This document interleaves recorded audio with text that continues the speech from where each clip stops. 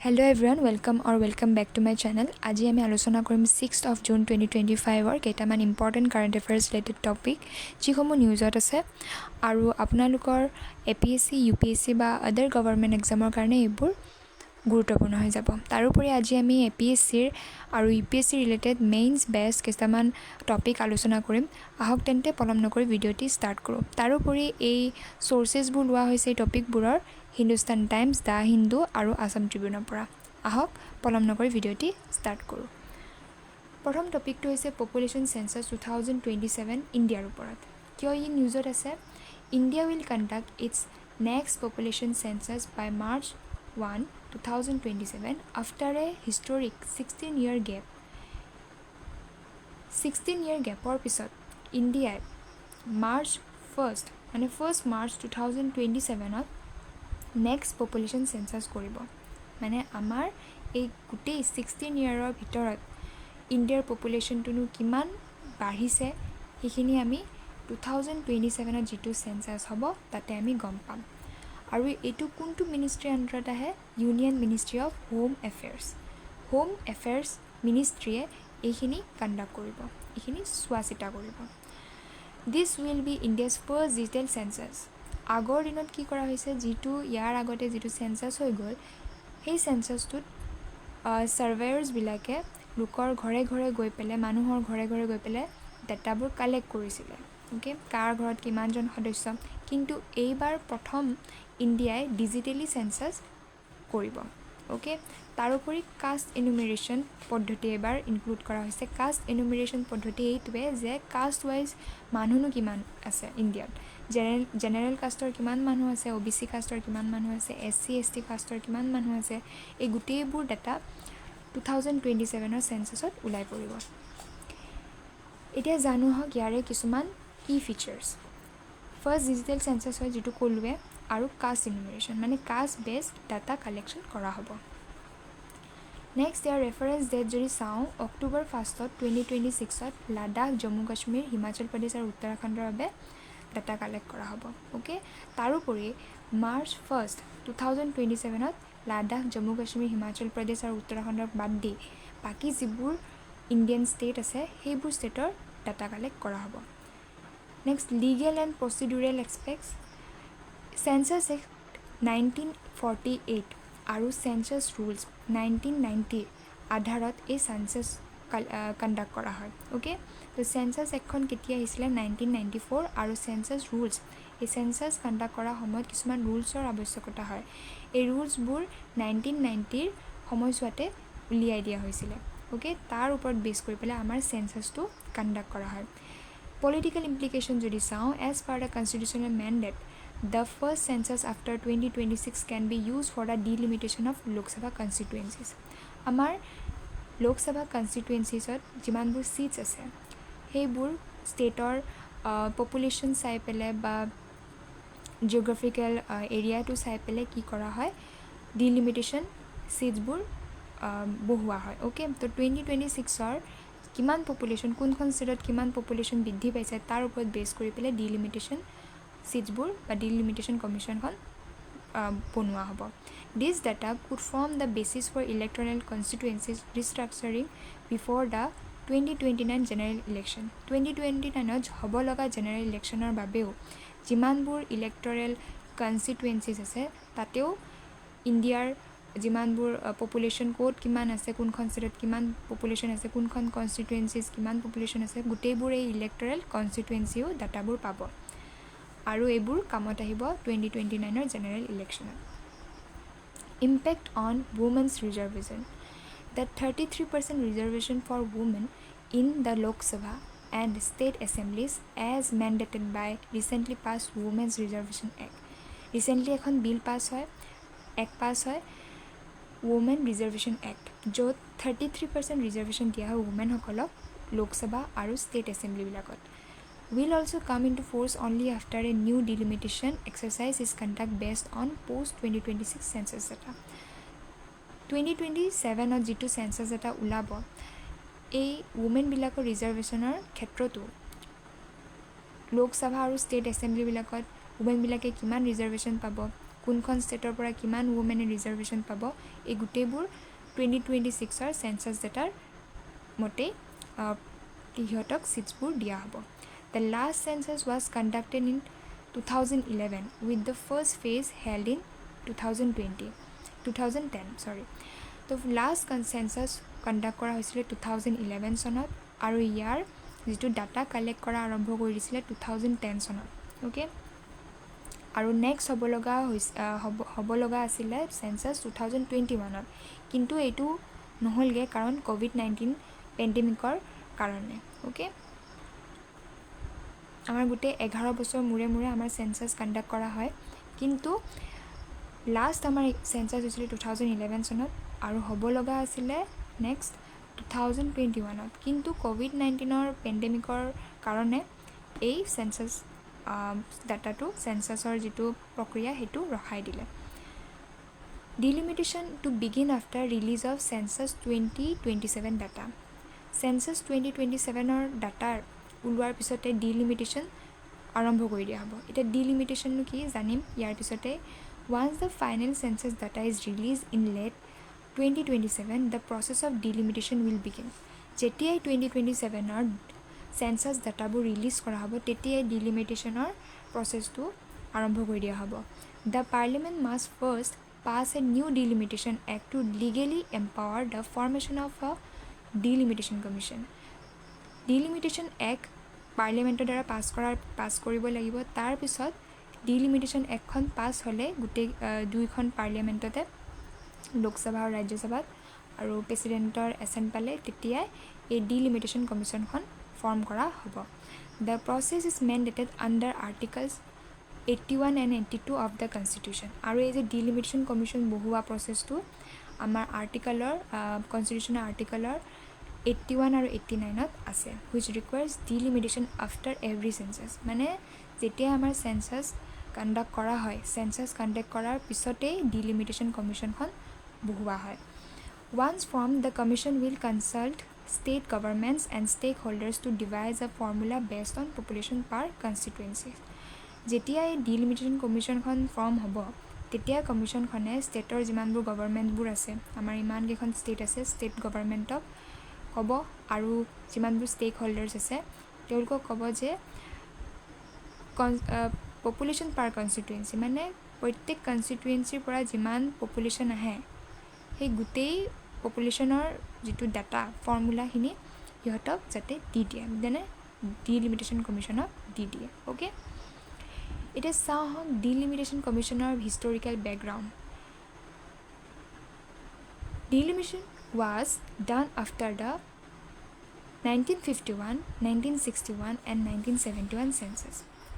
যেতিয়া 1951ৰ চেঞ্চাছ হয় তাৰপিছত ডিলিমিটেশ্যন কমিশ্যন বহুৱা হয় 1961ৰ পিছত ডিলিমিটেশ্যন কমিশ্যন বহুৱা হয় আৰু 1971ৰ চেঞ্চাছৰ পিছতো ডিলিমিটেশ্যন কমিশ্যন বনোৱা হয় 42nd Constitution Amendment 1976 froze the number of seats until after the 2001 census. তাৰপিছত শেষৰটো ডিলিমিটেশ্যন কমিশ্যন কেতিয়া বহুৱা হৈছিলে যেতিয়া 1971ৰ চেঞ্চাছ হৈছিলে তাৰপিছত কিন্তু 1976ৰ যিটো আমাৰ এখন এমেণ্ডমেণ্ট আহে সেইখিনি সময়ত constitutional amendment 42nd constitutional amendment আহে 1976ত তেতিয়া এই কনষ্টিটিউশ্যন এমেণ্ডমেণ্টে কি কৰে আমাৰ যি ডিলিমিটেশ্যন কমিশ্যনৰ যিটো ছিটছৰ সংখ্যা সেই সংখ্যাটো ষ্টপ কৰি দিয়ে মানে ছিটছৰ সংখ্যাটো বাঢ়িবও নোৱাৰে কমিবও নোৱাৰে ষ্টপ ফ্ৰজ কৰি দিয়ে অ'কে কেতিয়াৰ পৰা যেতিয়া পৰা 2001ৰ চেঞ্চাছ হ'ল তাৰপিছত মানে ডিলিমিটেশ্যন কমিশ্যনৰ যিটো লোকসভা ছিটছ সেই ছিটছৰ সংখ্যা বাঢ়িবও নোৱাৰে ইনক্ৰিজো কৰিব নে ডিক্ৰিজো কৰিব নে ফ্ৰজ কৰি দিয়ে okay The 84th Constitution Amendment 2002 extended the freeze until the first census after 2026. তাৰ পিছত 84th Constitutional Amendment হয় 2022ত এইখন কনষ্টিটিউশ্যনেল এমেণ্ডমেণ্টেও কি কৰে এই যিটো ফ্ৰিজ কৰা প্ৰক্ৰিয়া ডিলিমিটেশ্যন কমিশ্যনৰ ছিটছবোৰ যিটো এটা জেগাত ৰখি গ'ল তাৰপিছত আৰু ছিটছৰ সংখ্যা বঢ়োৱা হোৱা নাই তো এই ফ্ৰিজ কৰাৰ যিটো টাইম টাইম পিৰিয়ডটো 2026 বঢ়াই দিয়ে মানে এতিয়া যদি ডিলিমিটেশ্যন কমিশ্যনৰ ছিটছটো বঢ়াব পাৰি 2026 চেঞ্চাছৰ ডাটা ৰিলিজ কৰাৰ পাছতহে বঢ়াব পাৰিব okay formation of delimitation commission এতিয়া ডিলিমিটেশ্যন কমিশ্যন ফৰ্ম কেনেকৈ কৰা হয় হেডেড বাই ৰিটায়াৰ্ড সুপ্ৰিম কোৰ্ট জাজ তো এই ডিলিমিটেশ্যন কমিশ্যনত হেড চেয়াৰপাৰ্চন কোন থাকিব সুপ্ৰিম কোৰ্টৰ এজন ৰিটায়াৰ্ড জাজ ইনক্লুড দ্য চিফ ইলেকশ্যনৰ কমিশ্যনাৰ তাৰ লগত কোন থাকিব চিফ ইলেকশ্যনৰ কমিশ্যনাৰ আৰু ষ্টেট ইলেকশ্যন কমিশ্যনাৰ্ছ ষ্টেটবিলাকৰ ইলেকশ্যনৰ কমিশ্যনাৰবিলাকো থাকিব তাৰোপৰি এম পি বা এম এল এ যিমানবোৰ ষ্টেট আছে আমাৰ ইণ্ডিয়াৰ এম পি বা এম এল এবিলাকো এছ'চিয়েট মেম্বাৰ হিচাপে থাকিব পাৰিব এতিয়া যদি আমি কাৰেণ্ট চিনাৰিঅ' চাওঁ the current 543 Lok Sabha seats R based on the 1971 census তো 1971 চেঞ্চাছ হোৱাৰ পিছতেইতো ডিলিমিটেশ্যন কমিশ্যনৰ যিটো ছিটছ আছিলে সেইটো বন্ধ কৰি দিছিলে আৰু বঢ়োৱা হোৱা নাছিলে মানে লোকসভা ছিটছবোৰ বন্ধ কৰি দিছিলে আৰু বঢ়োৱা হোৱা নাছিলে তো সেই 1971 চেঞ্চাছৰ পৰাই লোকসভাৰ ছিটছটো 543 আছে মানে আছে তাৰ পৰা আৰু ইয়াৰ ইনক্ৰিজ হোৱা নাই কিন্তু এতিয়া যিটো আমি দেখিছোঁ যে ইণ্ডিয়াৰ পপুলেশ্যন বাঢ়িছে তো এইটো চান্স আছে ডিলিমিটেশ্যন কমিশ্যন যদি ফৰ্ম হয় তেতিয়াহ'লে লোকসভাৰ ছিটছো বাঢ়িব পৰা চান্স আছে the delimitation act of 2002 allowed only boundary redrawing not an increase in seat numbers delimitation act 2022 কি কৰিছিলে যে যিহেতু এই এক্টটো ডিলিমিটেশ্যন এক্ট অফ 2022 এই এক্টখনে যিটো আমাৰ ষ্টেটৰ বাউণ্ডেৰীটো যিটো জিঅ'গ্ৰাফিকেল বাউণ্ডেৰী সেইটো বঢ়োৱা কমোৱা সেইটো কৰিব পাৰে বুলি কৈছিলে কিন্তু লোকসভাৰ ছিটৰ সংখ্যা বঢ়াব নোৱাৰে বুলি কৈছিলে to increase seats a constitution amendment is required to seats বঢ়াবৰ কাৰণে কনষ্টিটিউশ্যনেল এমেণ্ডমেণ্টৰ প্ৰয়োজন হ'ব needing a 2/3 majority in the parliament আৰু আমাৰ যি লোকসভা আছে ৰাজ্যসভা আছে সেই দুয়োখন আপাৰ বা লোৱাৰ হাউচ দুয়োখন হাউচতে পাছ হ'বৰ কাৰণে এই কনষ্টিটিউশ্যন এমেণ্ডমেণ্ট বিলটো তাৰ কাৰণে 2/3 মেজৰিটি লাগিব পাৰ্লিয়ামেণ্টত political and regional challenges Southern states may lose out in a population-based seat redistribution as they have successfully controlled population growth. যিমানবোৰ আমাৰ ইণ্ডিয়াৰ চাউদাৰ্ণ ষ্টেটছ আছে সিহঁতৰ যিটো ডিলিমিটেশ্যন বা সিহঁতৰ সেইবোৰ ষ্টেটৰ পৰা যিবোৰ লোকসভালৈকে ছিটছ আহিব মানে এম পিছবোৰ আহিব তো সিহঁতৰ ছিটছবোৰৰ অকণমান ৰখি যোৱাৰ চান্স আছে কাৰণ সেই চাউদাৰ্ণ ষ্টেটবিলাকৰ পপুলেশ্যনটো কণ্ট্ৰল হৈ থাকে অ'কে কিন্তু আমাৰ যিমানবোৰ নৰ্দাৰ্ণ ষ্টেটছ আছে সেই নৰ্দাৰ্ণ ষ্টেটবিলাকৰ পপুলেশ্যনটো বাঢ়ি থকা দেখা যায় maintaining the current cap of 550 seats article 81 without increasing total seats could disadvantage them further আৰু যিটো এতিয়া প্ৰায় 550 ছিটছ আছে আমাৰ লোকসভাত তো এইটো মেইনটেইনিং কৰাৰ কাৰণে এইটো আৰ্টিকল 81ত জৰুৰী হৈ পৰিছে নেক্সট টপিকলৈ আহোঁ নেক্সট টপিকটো হৈছে environmental crisis in India okay why is in নিউজত কিয় আছে on environmental day world environment day it is a moment to reflect on how the past decade has either worsened or help address ongoing environmental crisis world এনভাইৰমেণ্টৰ day দিনা আমি কি কৰোঁ যে পৰিৱেশ সম্পৰ্কে সজাগতা বৃদ্ধি কৰোঁ সেইদিনা হয়নে কিন্তু তাৰোপৰি আমাৰ এনভাইৰমেণ্টখনত আৰু এনেকুৱা বহুত ঘটনা ঘটি আছে যি ঘটনাবোৰে বা যিবোৰ কামে এই আমাৰ এনভাইৰমেণ্টটোক লোকচান দি আছে major environmental crisis in India and the world আমাৰ ইণ্ডিয়া আৰু পৃথিৱীত যদি চাওঁ গোটেইখন পৃথিৱীত কিছুমান এনভাইৰমেণ্টেল ক্ৰাইচিছে দেখা দিছে যেনেকৈ triple planetary crisis okay carbon emission বেছি হৈছে বায়'ডাইভাৰ্চিটি লছ হৈছে অ'কে কাৰ্বন ডাই অক্সাইডৰ এমিশ্যনটো বেছি হৈছে কাৰ্বন ডাই অক্সাইডৰ যদি এমিশ্যনটো বৃদ্ধিটো যদি বেছি হয় তেনেহ'লে কি কি হ'ব যে গৰমটো আমাৰ বেছি হ'ব আৰ্থত বায়'ডাইভাৰ্চিটি লছ হ'লে কি হ'ব আমি সকলোৱে জানো গছ গছনি নোহোৱা হ'লে কি প্ৰব্লেম হ'ব আমি সকলোৱে জানো তাৰপিছত পলিউশ্যন হৈ আছে এতিয়া তো এইবোৰ কিছুমান ক্ৰাইচিছে গোটেই ৱৰ্ল্ড আৰু ইণ্ডিয়াত দেখা দিছে rising carbon এমিশ্যনছ between 2015 to 2024 global carbon dioxide emissions increased by nearly 10% from 34.1 to 37.4 billion metric tons globally যদি চাওঁ 2015 পৰা 2024 পৰ্যন্ত কাৰ্বন ডাই অক্সাইডৰ যিটো এমিশ্যনছ সেইটো বাঢ়িছে প্ৰায় 10%ৰ পৰা 34.1 to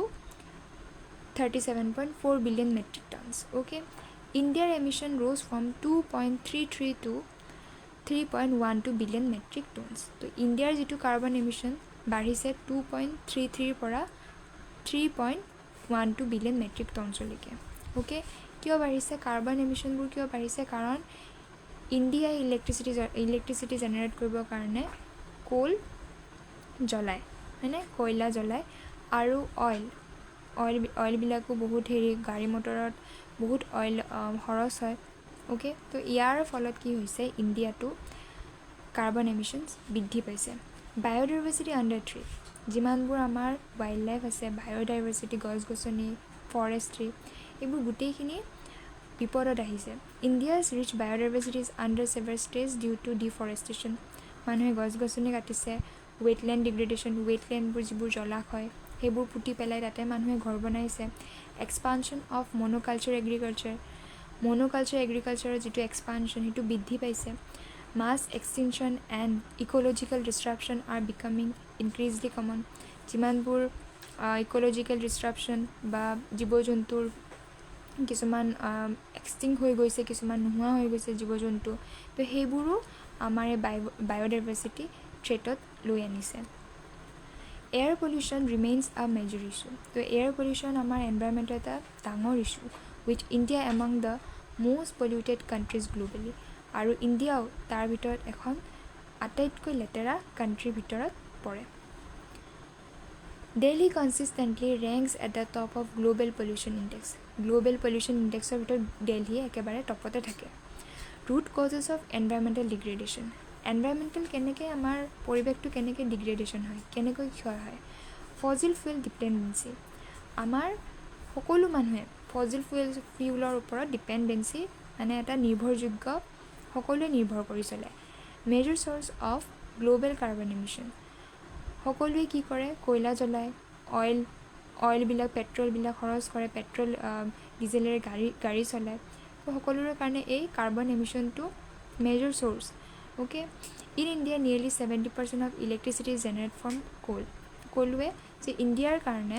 যদি ইলেক্ট্ৰিচিটি জেনেৰেট কৰিব লাগে তেতিয়া ইণ্ডিয়াই প্ৰায় 70% কয়লা জ্বলায়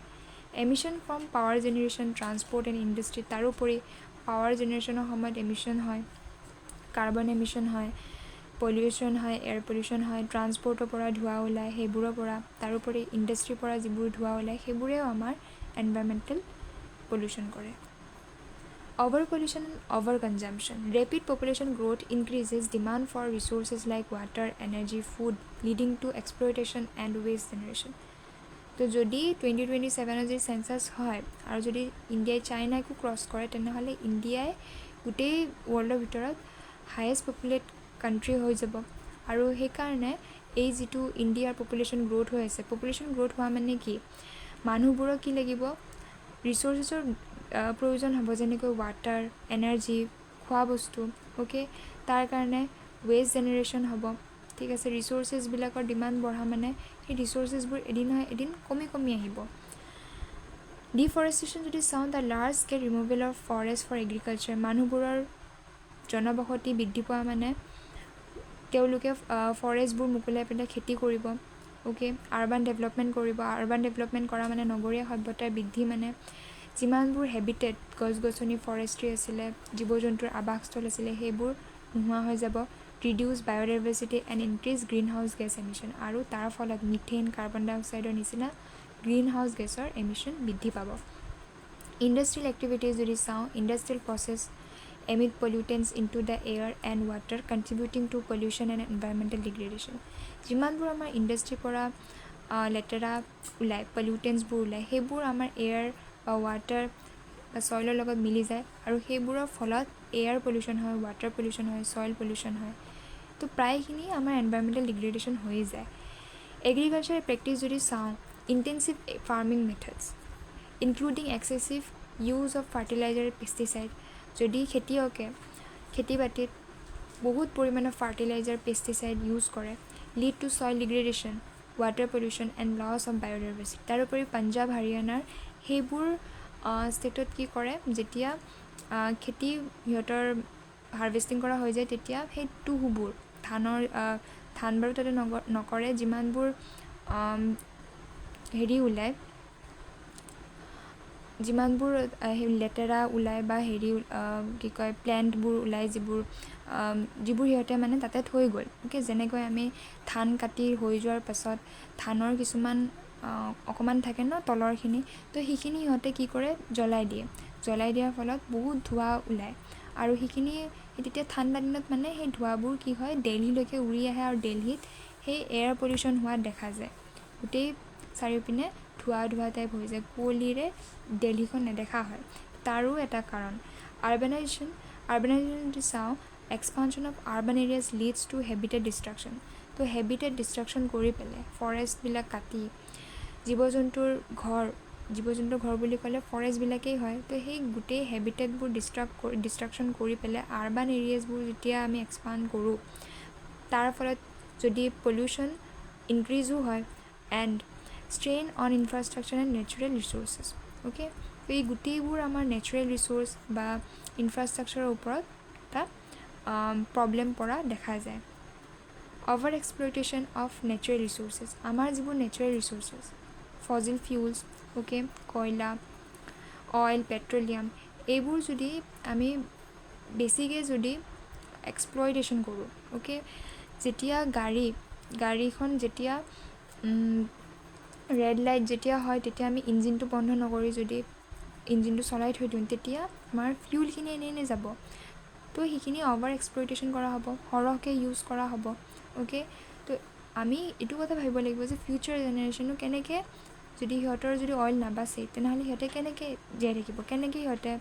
নিজৰ জেনেৰেশ্যনটো আগবঢ়াই নিব। তো আমি আমাৰ টাইমতটো পালোঁ, আমাৰ ফিউচাৰ জেনেৰেশ্যনো কেনেকৈ আগবাঢ়ি যাব, সেইখিনিও ভাবিব লাগিব। Okay, victim of global environmental damage, historical emissions from richer countries have worsened in this climate. তো যিমানবোৰ আমাৰ ধনী দেশ, যেনেকৈ America, okay, America, Canada, Britain, okay, UK, এইবোৰ দেশে আগতেই কি কৰিছে যে কাৰ্বন এমিশ্যন বা পলিউট কৰি থৈয়ে দিছে, কিন্তু তাৰ ভুক্তভোগী হ'ব লগা হৈছে আমাৰ ডেভেলপিং নেশ্যনবিলাকে। Impacts include erratic monsoons, floods, extreme heat. তো মনচুনৰ কিছুমান কেতিয়াবা সোনকালে আহে বা কেতিয়াবা দেৰিকৈ আহে, সোনকালে বা দেৰিকৈ আহিলেও কেতিয়াবা বহুত পৰিমাণৰ বৰষুণ দি পেলাই ফ্লাডৰ নিচিনা কৰে। তো এইবোৰ কিছুমান ইম্পেক্টবোৰো দেখা পোৱা যায় মনচুনৰ, ফ্লাড হয়, এক্সট্ৰিম হিট হয়। অ'কে, তো গোটেইবোৰ যিমানবোৰ ৰিচ কাণ্ট্ৰি আছিলে সেইবোৰেতো এইবোৰ এমিশ্যন কৰিলে, তো তাৰ ফল ভুগিব লগা হৈছে এই ডেভেলপিং নেশ্যনবিলাকে এইবোৰ নেচাৰেল ডিজাষ্টাৰৰ দ্বাৰা। Biodiversity loss in undermining India's food security and health system. তো বায়'ডাইভাৰ্চিটি লছ হোৱাৰ ফলত কি হৈছে, গছ গছনি লছ হোৱাৰ ফলত ইণ্ডিয়াৰ যিটো ফুড ছিকিউৰিটি সেইটো লছলৈ আহিছে আৰু যিটো ইণ্ডিয়াৰ মানুহবিলাকৰ হেল্থটো ক্ষতিকাৰক হোৱা দেখা গৈছে। Step towards addressing the environmental crisis. এতিয়া এনভাইৰমেণ্টেল ক্ৰাইচিছ নহ'বলৈ আমি কি পন্থা হাতত ল'ব পাৰোঁ। Global north accountability, wealthy nation must reduce emission significantly. যিমানবোৰ ধনী দেশ, আমেৰিকা যুক্তৰাষ্ট্ৰ হওক, ব্ৰিটেইন, এইবোৰ যেনেকুৱা ধনী দেশ, সিহঁতে এমিশ্যনবোৰ অকণমান কম কৰিব লাগিব। Provide climate finance to developing countries, যিমানবোৰ ডেভেলপিং কাণ্ট্ৰিজ আছে সিহঁতক ক্লাইমেট ফাইনেন্স হিচাপে দিব লাগিব। অ'কে, মানে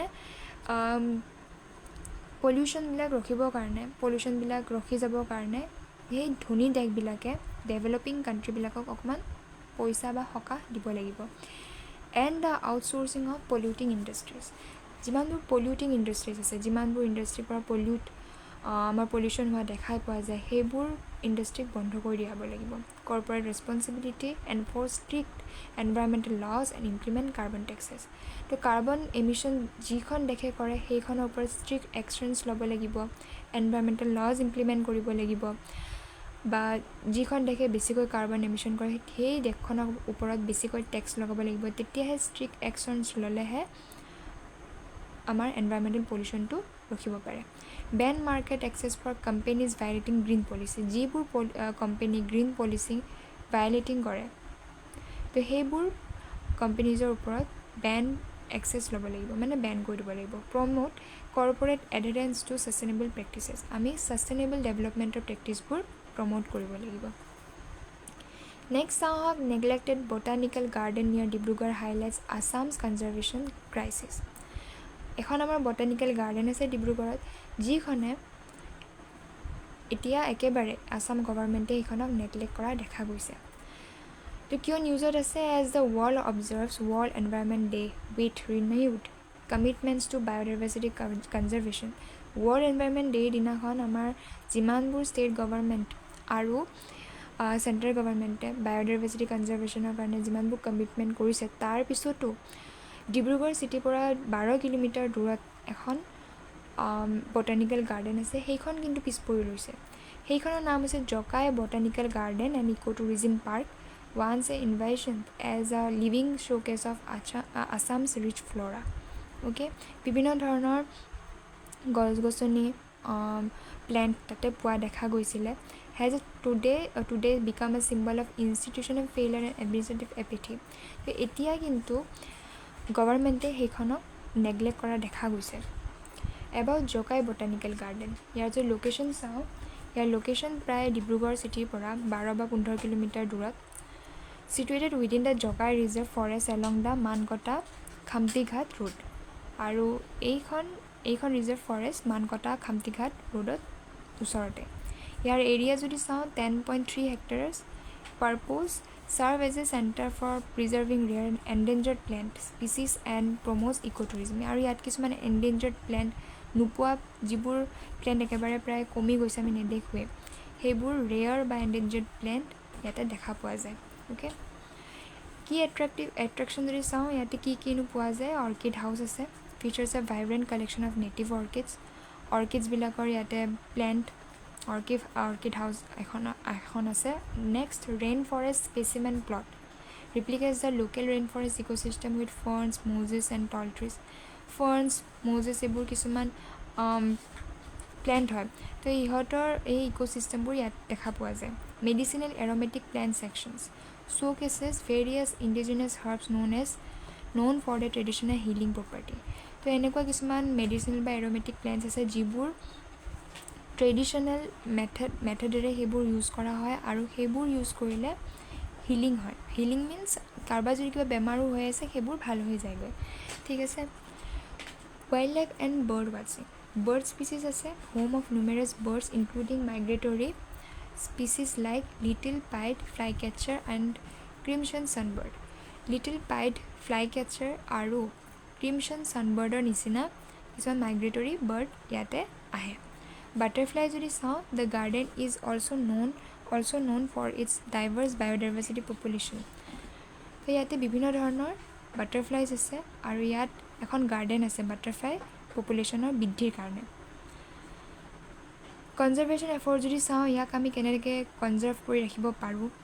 এই বটানিকেল গাৰ্ডেনখন ৰিজাৰ্ভ ফৰেষ্টখন revival initiatives the garden underwent restoration with funds sanction by north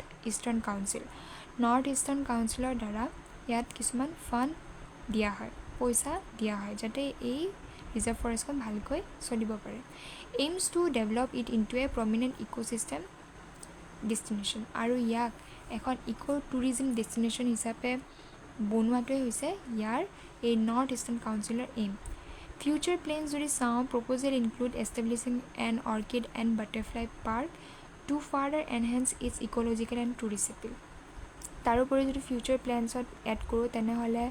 orchid বা বাটাৰফ্লাই পাৰ্কো ইয়াতে এষ্টাব্লিছ কৰা হ'ব পাৰে যাতে টুৰিষ্টবিলাকে আহে আৰু ইয়াৰ যিটো ইক'লজিকেল বা ইয়াৰ যিবিলাক ফ্ল'ৰা ফনা সেইবোৰ যাতে চায় এইখিনিয়ে আছিলে আজিৰ ছেশ্যনত হয়তো আপোনালোকে ভাল পালে যদি ভাল পালে লাইক কৰিব নাপাহৰিব আজিলৈকে ইমানেই ধন্যবাদ